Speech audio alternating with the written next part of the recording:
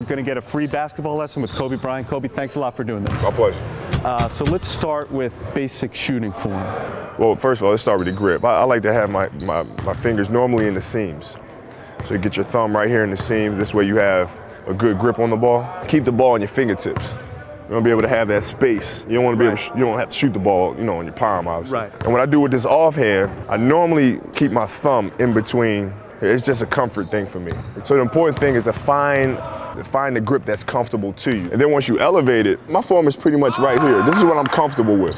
Now, as a kid, I used to try to do this and all, but it just wasn't comfortable to me. So, this is a position that's most comfortable to me. It's almost like an L, but not really. Right, it's a little angled back a little bit. Right. I mean, the difficulty that I have in shooting is a lot of times my head moves, which then throws the balance of the shot off. So, even if I'm shooting a twist and fade away or a free throw or a three-point shot, I like to keep my head straight because that's the balance. Can you just walk us through some jab steps? Not everybody can just blow by people, so you got to use some footwork. The thing about footwork is you don't have to be, fast or quick.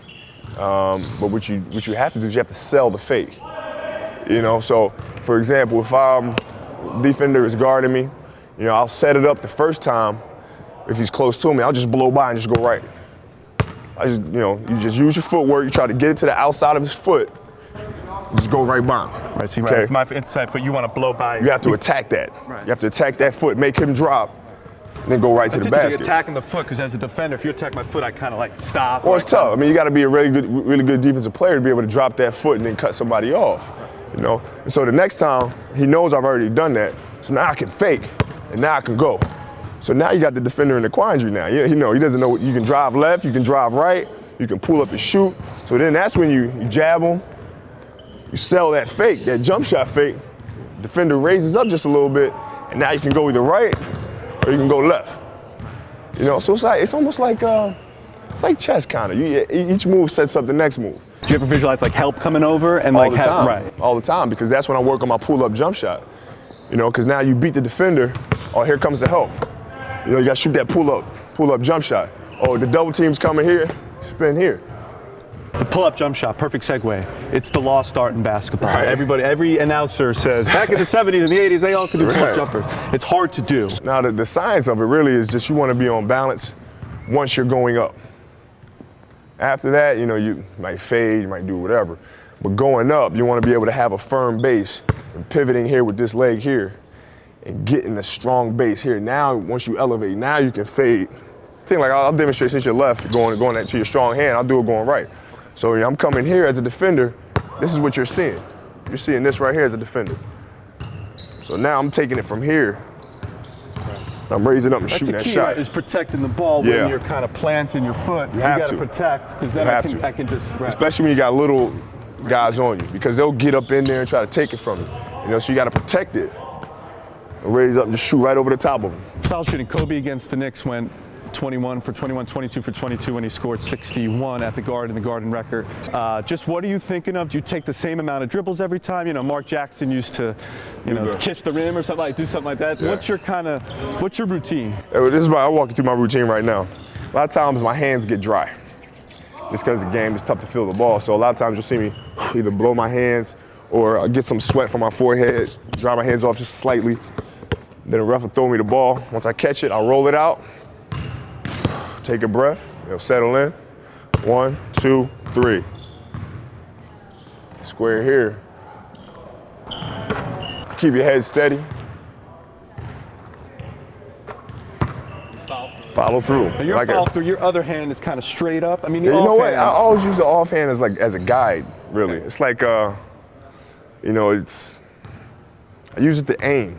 What are you looking at when you're guarding somebody? Talk me through what your mentality is. I play to my opponent's weaknesses, obviously. So your left hand.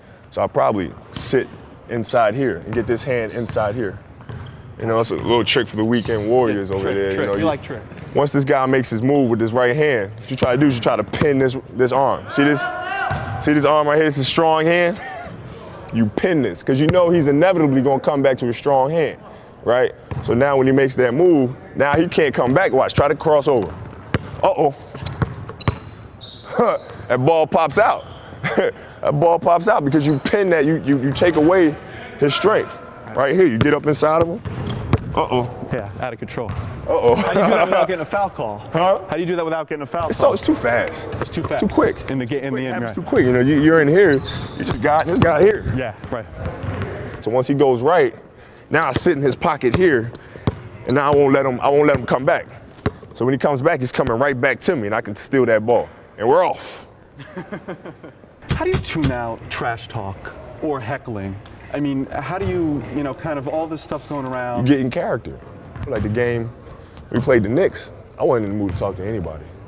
And I wasn't gonna say hello to Spike. I wasn't gonna say hello to my man Jay-Z. I just wasn't in the mood. I didn't want to hear anything. I was in my mode, my focus. I wasn't gonna let anybody break that. Basketball, a lot of times it's has to do with the emotional space that you can put yourself in.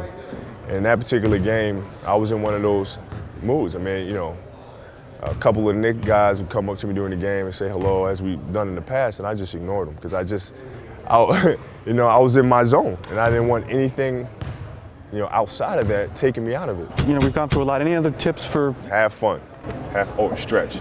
Stretch? Stretch. Really? Stretch. Because, some people, you grow up, you're young. Stretch. You better stretch. My dad still plays basketball now. And the hardest part is not actually playing, it's getting up in the morning the next day. That's the hardest part for him. Got to stretch. Anything else? Have fun. See you when I see you.